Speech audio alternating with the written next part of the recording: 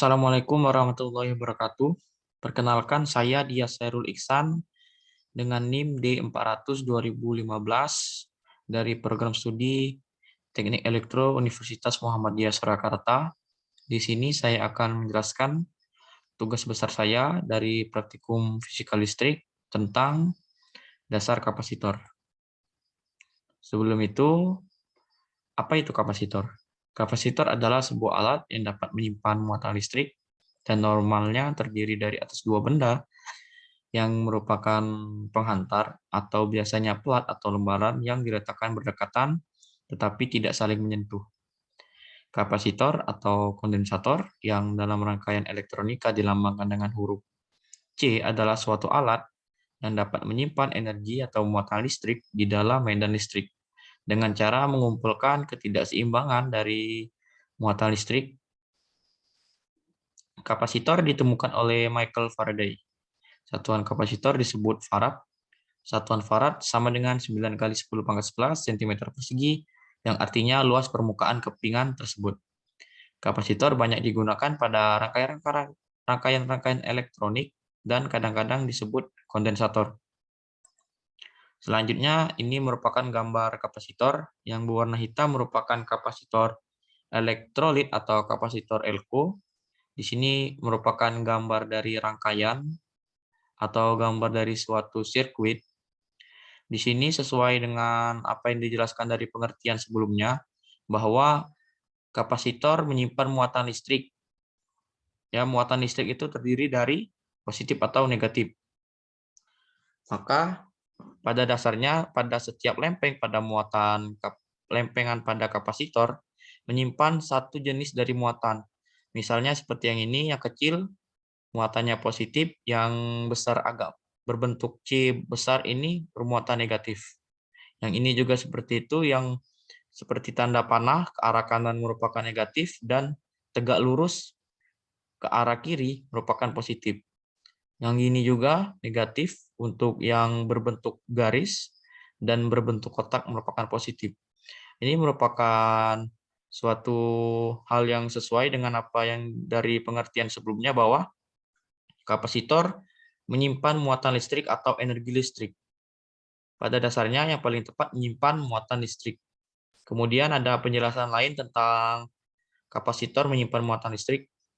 Di sini dapat kita lihat pada simulasi praktikum bahwa lempengan yang di atas dia menyimpan muatan listrik, sedangkan lempengan yang di bawah menyimpan muatan negatif.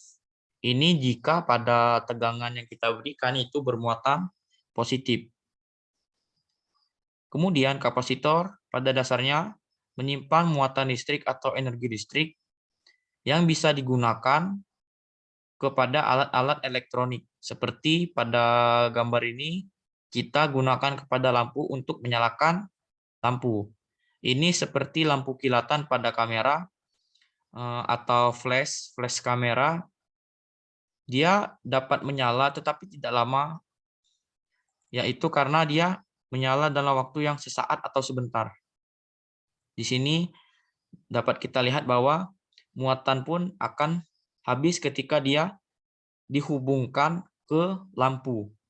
Maka muatan yang tersimpan di sini akan habis. Dan jika di sini kita membalikkan kutub dari baterai, yaitu tegangannya bernilai negatif, maka posisi muatan akan berpindah. Misalkan di sini muatan positif berada di atas, maka ketika tegangan yang diberikannya itu minus 1,5 volt, maka muatan akan berpindah, yaitu negatif yang ada di atas, positif yang ada di bawah. Seperti itu. Kemudian di sini ada rumus kapasitor sendiri, di mana Q adalah muatan yang dalam satuannya coulomb, dan C adalah kapasitas dari kapasitor dengan satuannya farad, dan kemudian ada V yaitu tegangan dengan satuannya volt. Sebenarnya ada rumus dari bahan dari kapasitor sendiri atau kapasitor keping sejajar, yaitu rumusnya C sama dengan epsilon 0 A per D, di mana epsilon 0 sendiri adalah permitivitas hampa udara, kemudian A sendiri adalah luas lempeng dari kapasitor, ya, dan kemudian D adalah jarak antar kapasitor. Misalnya pada gambar ini, dalam rumus yang satunya yaitu rumus lempeng sejajar kapasitor, yaitu C sama dengan epsilon 0 atau permitivitas hampa udara. Maksudnya adalah di bagian tengah sini bisa kita masukkan suatu benda yang bersifat dielektrik, itu merupakan maksud dari permitivitas hampa udara, bisa berbahan lain sih sebenarnya, atau disebut permitivitas dielektrik. Kemudian A merupakan luas penampang dari lempeng kapasitor sendiri, kemudian ada D atau jarak dari kedua lempeng kapasitor.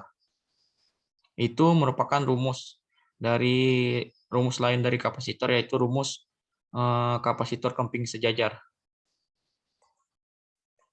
Kemudian kita masuk ke yang terakhir, kesimpulan dari apa yang saya jelaskan. Pada dasarnya kapasitor adalah suatu komponen yang memiliki kemampuan untuk menyimpan muatan listrik dalam waktu tertentu dan dikeluarkan dalam waktu yang sesaat. Kapasitor sangat dipengaruhi oleh luas dari penampang dan jarak antar lempeng kapasitor. Terima kasih atas perhatiannya. Mohon maaf atas kekurangannya. Saya akhiri. Wabillahi taufik wal hidayah. Wassalamualaikum warahmatullahi wabarakatuh.